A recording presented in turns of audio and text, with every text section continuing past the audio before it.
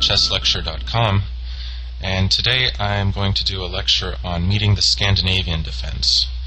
This is a problem that I dealt with at some point. So after e4, d5, this is the Scandinavian defense, takes on d5, and I'm going to cover queen takes d5 in today's lecture. Perhaps I will do a lecture on meeting knight f6 later on. First of all, almost always played is the move knight c3. This is by far the most common move, and it's a natural move hitting the queen. But one of the problems that white faces in this is that the knight on c3 blocks the c-pawn. So later on, black is able to create a nice blockade on d5. He keeps white's pawn from advancing, and he plays, this is the way black wants to play. This is his normal system. So I, of course, looked at these variations and looked at some of the sharper variations, and I eventually settled on a system where white doesn't play knight c3, actually. It's actually much sharper. White plays knight f3. This is the variation that I like. And actually knight f3 is better and almost always played if you're going to go into the system rather than d4, because d4 can be met by e5. So no sense in giving black that opportunity. So knight f3. And the point is, if black just develops normally, like say knight f6, d4, and for example, bishop f5, bishop e2, e6, castles, c6, white gets the option of playing, well, almost always play c4 at some point. And then after the queen retreats, queen d8, let's say, white has now has nice possibilities here in these type of positions. With the c4 helps white to get more space and better control over the center. So we avoid the type of situation where black has the pressure on the d-pawn, and he can use the lights. White has much better control over the light squares in this type of thing than in the normal Scandinavian. And actually, rather than c4 immediately here, there was a game that I saw. It was Zivjagintsov versus Monel Camarasa, and he played a move knight h4 here. Of course, c4 right away is also possible. And bishop g6, and rather than taking quickly on g6, white just played c4, queen d8, knight c3, and left this for later. And black played knight to d7, bishop e3, bishop e7, and just rook c1, waiting for black to castle, and then play d5, take on g6 and play d5, and open up the position for two bishops. So this is an example of if black doesn't utilize the sharp counterattack that is almost always played. Typically white can get a pleasant advantage if black just castles kingside and plays quietly. Through the extra space, some pressure on the queen side, and that type of thing. So almost always black plays bishop g4, taking the opportunity for this move, and his plan is to play knight c6 and castle queenside. So when white plays d4, black will have pressure on this. But on the other hand, castle and queenside for black in the Scandinavian is double-edged. And we'll see some of the very interesting variations that can happen after this. So bishop g4, and now bishop e2, preventing the doubling of the f-pawns. And now knight c6. So, of course, if black plays e5 early on in these type of things, here white can play knight c3 now, and e5 is not a move that's normally played by black early on in the Scandinavian with knight c3. So he's going to get into trouble because he's overstretched here. For example, queen a5, white can castle queenside and already threatens knight takes e5. So, and d4 can come, lots of various things, but basically black's position is overstretched. Usually the pawn doesn't go to e5, it goes to e6.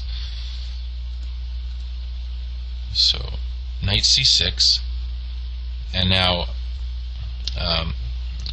white plays d4 here while it's still possible. There's an alternative possibility, which is h3, and black could just retreat the bishop, which would cut out some of his opportunities later. But bishop takes f3, bishop takes f3, queen e5 check, and queen e2, queen takes e2, bishop takes c2, knight d4, bishop d1. It's played in a few games, and white has the two bishops, but on the other hand, position isn't necessarily so clear. It might be a good way to play for small advantage, but I prefer d4. So d4 here. An important thing to realize is if black tries to win the d-pawn with bishop takes f3, bishop takes f3, queen takes d4, this loses the queen to bishop takes c6, and then queen takes d4. So after bishop e2, again, if black takes the system of just playing knight f6 and castling on the king side, or say e6, then white's going to play, well, probably castle first, and then c4, and in this case, with a knight on c6, an early d5 will be very strong. So this is not a good idea for black. So castle's queenside, putting immediate pressure on d4. So the threat is bishop takes f3 followed by queen takes d4, winning a pawn. And now c4. So hitting the queen. And here black has a couple of options where to put the queen. First of all, the most natural move seems to be queen a5 check. But this there's a little trap in this. Now white plays bishop d2, and it wouldn't make much sense to go to h5 or f5 because bishop on d2 is, well, it could transpose if white just plays bishop e3 early on, but it just gives white other options like maybe d5 right away. But anyway, queen b6, and this seems natural. Black's put his queen where it's attacking b2 and d4. It seems very natural, but there's a little trap here. Now white plays c5, and black loses the queen. So queen is trapped. It only has b2, but after queen takes b2, we have the move bishop c3, which wins the queen. So this is not playable for black. So the other moves are queen h5, which also seems natural. Queen d7 was played in a recent game, and queen f5, which is the key variation. Black has a specific tactical point. So let's look at, first of all, natural move queen h5. Here, black is threatening, well, I'm not sure he's threatening anything, but he's planning to play an early e5, perhaps, or maybe he threatens knight takes e2 followed by bishop takes e2. Well, he's not threatening anything right away, I guess, but he does plan to play e5 and just put more pressure on white's center. So white bolsters the center with bishop e3. And it seems, black has good development. He's castled, he's got some pressure on d4, but in this position, the king on the queen side is very unsafe, and white's center is going to hold on, at least long enough to create an attack. So if black plays, for example, now knight f6, then not knight c3, but knight to d2 in these positions, strengthening the f3 knight. And then after e6, for example, have a3, stopping bishop b4, and preparing to play queen a4, b4, and b5, and black can't do anything on white's center yet. The key thing is not to castle on the king side real early, because then black can get some attack there with bishop d6. But simply leave the king in the center. If it needs to, it can run to the king side in one move at any point, but prepare play on the queen side, b4, b5, queen a4. And this position here is very difficult for black. So more usual is to play e5 here. Now white plays d5. And of course white's not threatening the knight yet. But next move is going to be knight d2, and black's going to have to find a square for the knight. So if he plays e4, seems again natural, knight g5, and bishop is hanging on g4. So bishop takes e2, queen takes e2, queen takes e2, king takes e2, knight e5, and knight b to d2. And this happened in one game, Sevian versus Severgan. It's not a real high-level game, but black here is in big trouble. Of course, e4 pawn can't be defended, so he's losing a pawn, and he went on to lose the game.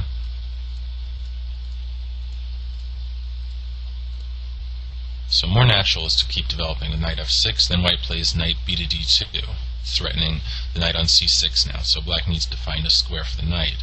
And in a few games, black went knight to d4, but I don't think he gets enough compensation if white plays accurately here. Knight takes d4, e takes d4, and now it looks like best to play bishop takes g4 check, in between move here, forcing black's knight to g4 where it's actually in some, it's pinned in a way. So knight takes g4, bishop takes d4, and threat is h3, forcing the exchange of queens. So if black plays rook e8, natural move, then king f1. And threat is again h3, and white's king is not in very much trouble actually at all. Black doesn't have much that he's doing. He needs to get out of the pin first, so queen g6 for example, then knight f3. And white's well on the road to consolidating, and he'll soon develop his own play on the queen side, and he can easily exchange things on the e file. Knight f3, h3 followed by knight e5 is already starting to become a threat. So I don't think black has nearly enough compensation here.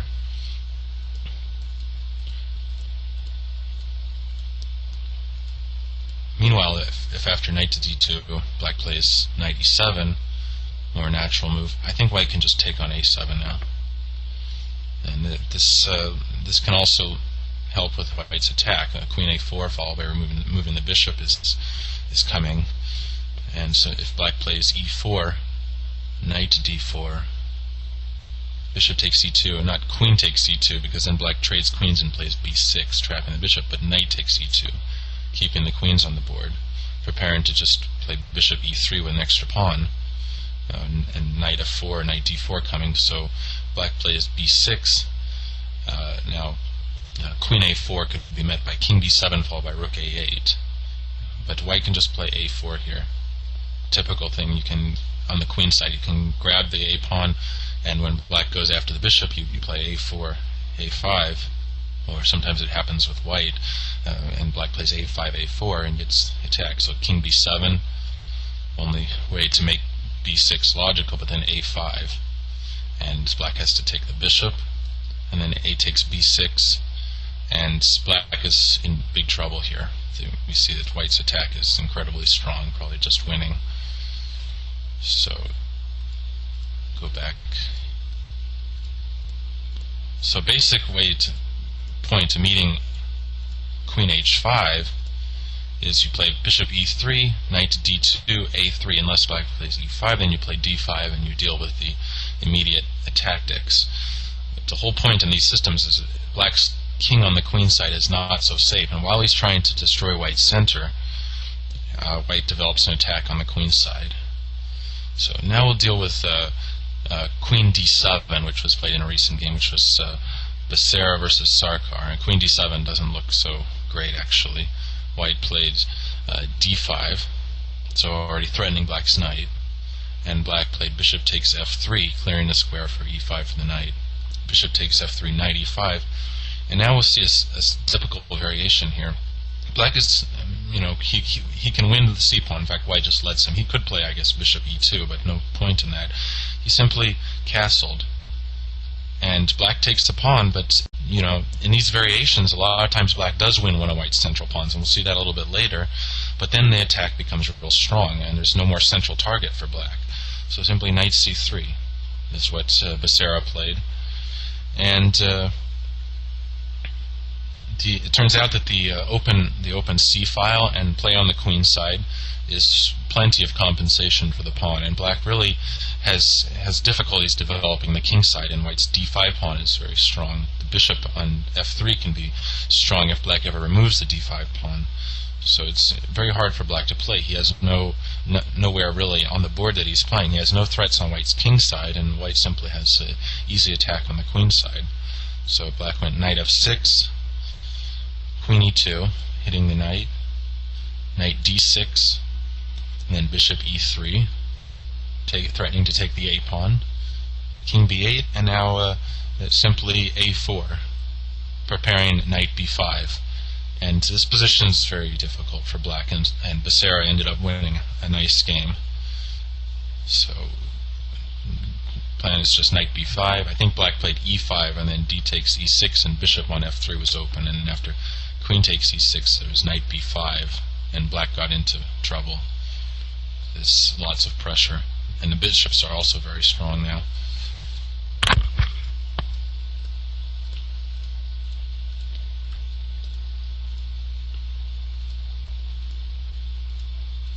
So now we'll cover the main move, Queen F5. So it seems a little strange to put the queen there, but there's a specific tactical reason behind this, and we'll see what that is. So white plays bishop e3 as usual, preparing simply to play knight d2, a3 just like before, and now black plays a little combination. Bishop takes f3, bishop takes f3, knight takes d4. So bishop takes d4, and now queen e6 check. And it turns out black is getting a piece back, and he's going to be up a pawn. But in the meantime, he hasn't developed his king side, and his queen side, his king on the queen side, is in some trouble. So if you haven't seen this before, it could look like trouble for white, but it actually boomerangs back on black. You can't play king f1 here because queen takes c4 check. So bishop e2. And now queen e4. This is the point. d4 is pinned and it's hanging, and g2 is also hanging in some cases. Oh, by the way, after knight takes d4, the move bishop g4 looks tempting, but here black has knight c2 check, and this saves his queen, and white can actually play this way, and I think in one game he did. And after queen takes c2, queen takes g4, castles. But here white doesn't get it. White's still down a pawn. He doesn't get quite as much pressure, although white won that game.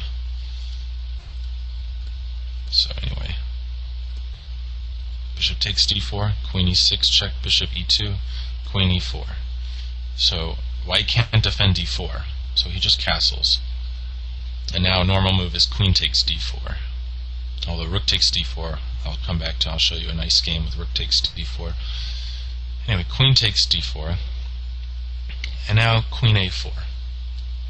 So let's look at this position here. Black has won a pawn, but first of all, main feature of this position is opposite colored bishops. White has a light squared bishop, black has a dark squared bishop. And black's king on the queen side is again vulnerable. We're playing bishop f3, knight c3, knight b5 is going to be in the air, as well as advance of the queen side pawns. Meanwhile, black has a lot of trouble finding play of his own against white's king. Virtually impossible, actually. So clear initiative for white. And I actually had this happen in one of my own games, and I'll show you a little bit of that. But first of all is to look at the critical move, seemingly critical move, queen takes b2, which of course wins a piece, but it shows how strong white's attack is. This happened in Gregory Shahad versus Martha Fierro from it was 2001. And now the rook is trapped, and if the knight moves, black either takes the knight or the bishop on e2.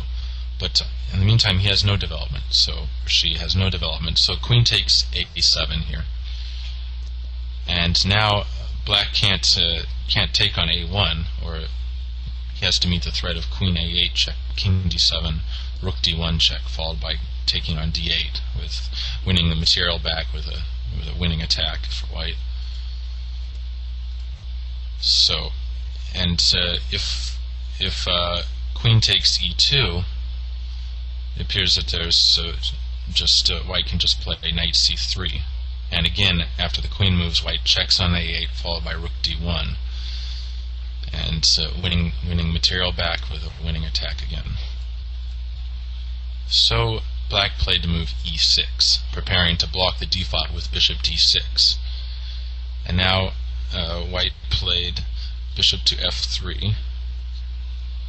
So if black takes the rook, then white can simply play queen takes b7, king to d7, bishop c6 check, and if king e7, then queen takes c7 followed by taking on d8, or if king d6, then white can get a huge attack with, for example, rook to d1 check, and if king e5, then there's queen takes c7, and just a huge attack here. These variations are just unplayable for black. So black played knight f6, and there's also, for example, c6. Some more. It's just, this is a really big attack for white. So for example, if c6, then white can play knight c3. Nice move. This is a typical thing here. Queen takes c3, and now a good move is rook f to b1. Actually, it seems natural to play rook a to b1, but there's a point here. White threatens mate on d7, and if rook to d7, then there may be other wins, but it looks like bishop takes c6 is the clearest. If black takes on c6, then rook to b8 is made. So black needs to play bishop b4, but then a3, and this is the point of leaving the rook on a1. The bishop can't move, and white simply takes back on b4, and still down a pawn, but an enormous attack. Then b5 is coming, and black's just losing there. So she played knight f6, and now nice move, knight c3, just developing, giving up the knight in order to develop. And white's now threatening rook to b1, followed by taking on b7. So white's attack is so strong, black just needs to get a piece for it. So she took on c3, and now white played actually rook a to d1. But there's also simply queen takes b7, king to e7, bishop c6 check. And if king e7, then queen takes c7, knight d7, and rook a to d1 is very strong, and black's losing piece back, and white's has a huge attack still. But Shahad played rook a to d1, and so the threat is queen to a8 check, followed by taking on d8. Actually, threat is queen to a8 followed by queen a8 mate, also queen b7 mate. And if rook takes d1, then rook takes d1, the same threat. So black played bishop to d6 here, and now c5. So of course black can't take with the bishop, because then queen takes b7 is mate.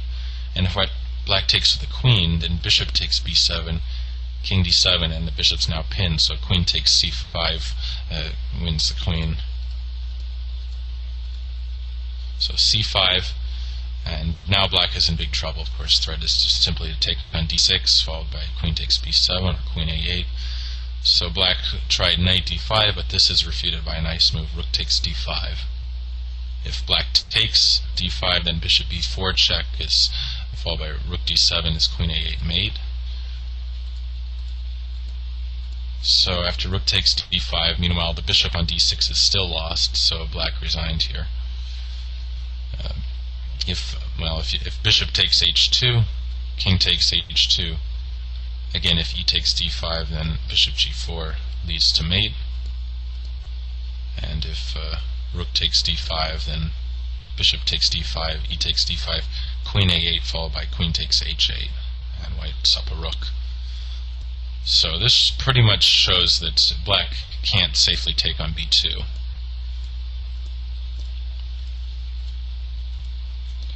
So my game, my opponent played e6, and this is how a couple other games went. And now knight c3. So the plan is knight b5 and then take on a7. And here my opponent avoided that by queen b6, which was, I guess, a new move. But I had been expecting bishop d6. Actually, I had never really looked at this variation before closely, but I remembered the game Shahad versus Fierro. Vaguely, I remembered what happened, but I figured I could figure that out during the game. I expected bishop d6, and this actually happened in a later game, which was Brunello versus Pri, and I was also going to play the same way, knight b5, and now queen e5. So taking on a7 is met by king b8, and e2 and h2 are both hanging. So knight takes d6 instead. And now if black takes with a rook or the queen on d6, then white, well, if queen takes d6, then queen takes a7 is possible. If rook takes d6, then I think just bishop f3 is very strong. And if black is threatened with but both queen takes a7 and also queen e8, meeting rook d8 with bishop takes b7. For example, if black plays a6, then queen e8, rook d8, bishop takes b7, winning the exchange. So black takes the pawn on d6, leaving the bishop on e2 under attack, and now bishop f3. And again, we've reached one of these typical positions. Black plays king b8. He's still up a pawn, but this bishop on f3 is very strong, and black has no counterplay on other parts of the board. So white has a simple plan of pushing on the queen side. So in the game Brunello versus Pre, white played rook e1. Now queen c5 black played, getting his queen over to help the king, and now b4.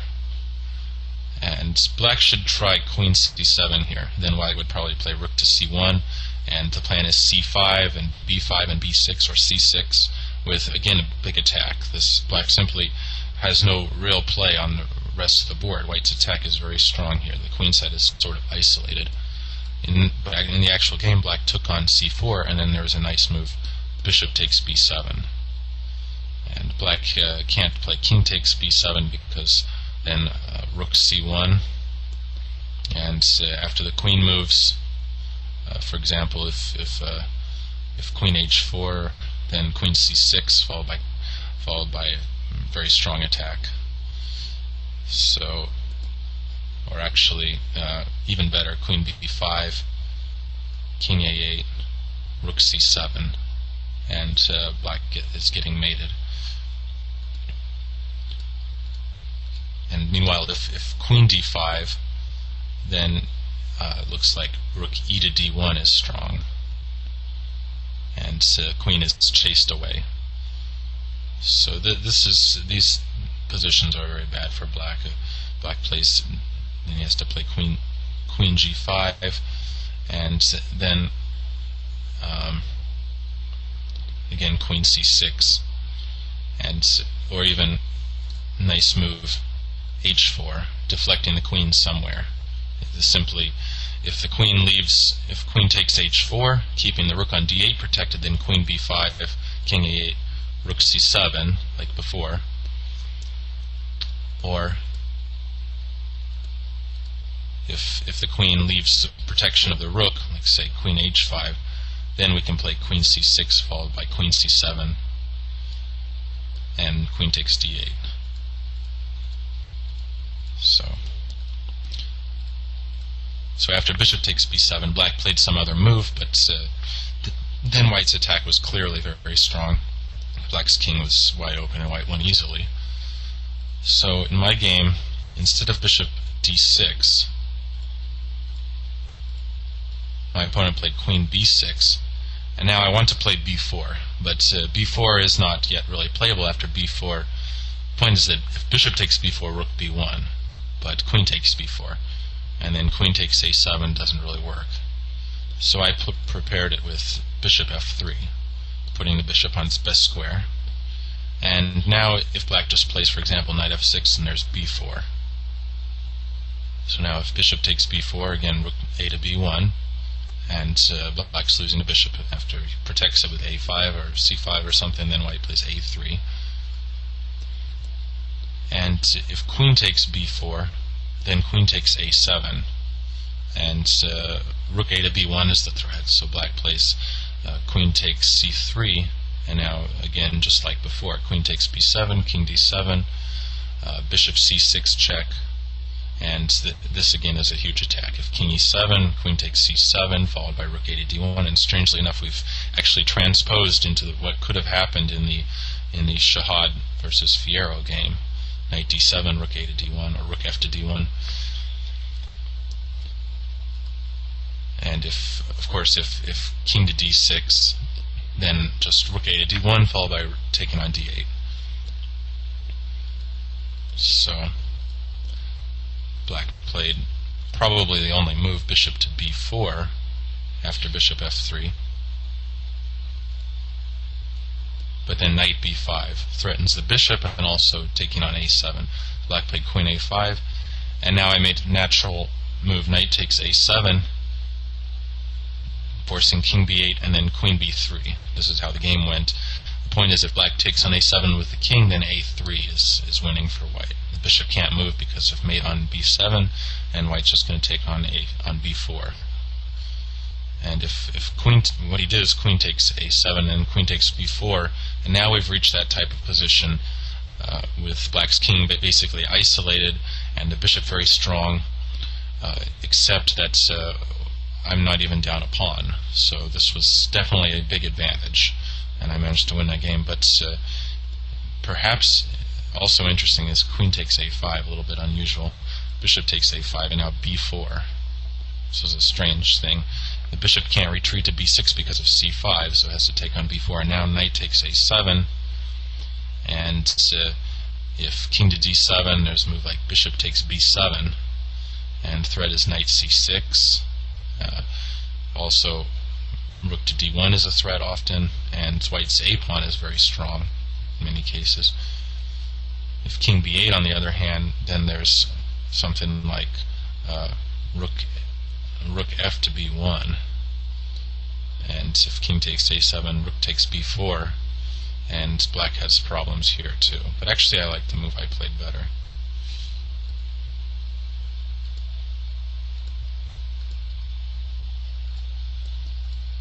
So this is an example of this key variation with where black wins the d pawn.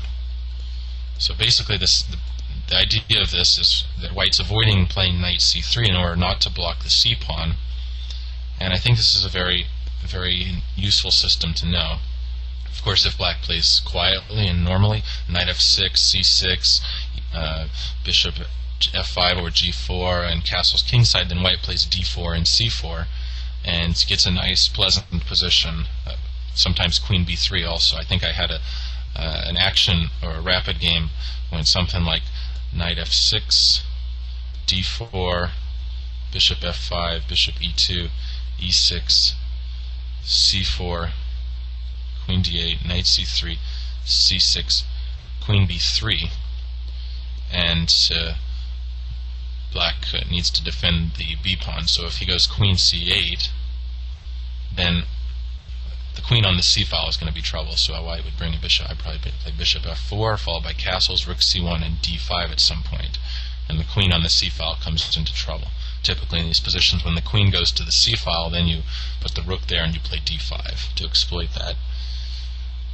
And actually I think my opponent played queen b6, and now I played c5, and this is a typical situation that you find in lots of openings with the queens are opposed on b3 and b6. This can happen in London system, in some other openings. Neither one wants to really double the other's pawns.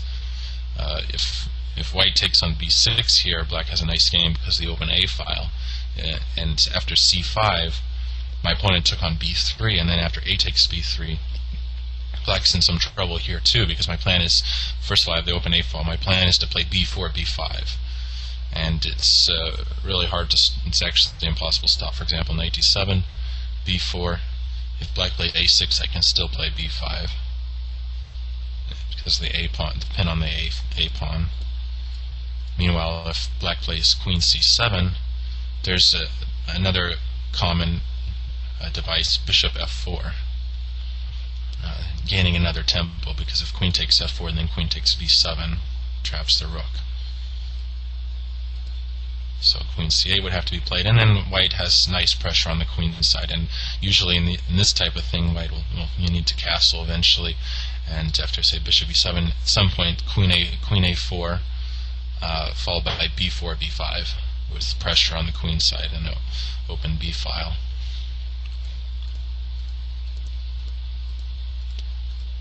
So I hope this is a useful system for combating the Scandinavian, and the main thing that you need to study here is the black's sharp counterattack with bishop g4. But in general, castling queenside is not so safe for black in these positions, and white often can sacrifice a pawn to get basically to avoid all of black's play against the center, and bring the center of action to the queen side, and attack black's queen, and there's been a lot of nice games in this variation. So this has been International Master Bryan Smith with ChessLecture. Grandmaster Damian Lemos here for OnlineChessLessons.net. First of all, I hope you enjoyed this video. If you would like to receive more free chess videos from us, you can just click the subscribe button below. I would also highly recommend signing up for my free mail course, the 10 Grandmaster Secrets to Dominate Chess. During this exclusive course from OnlineChessLessons.net, I'll share with you my own Grandmaster shortcuts to effective attacking, defending, and growth hacks to improving your chess without complicated books or memorization. So sign up by clicking the sidebar on the right, and I know you won't be disappointed. Once more, this is Damian for OnlineChessLessons.net, and I'll see you in my videos. Thank you.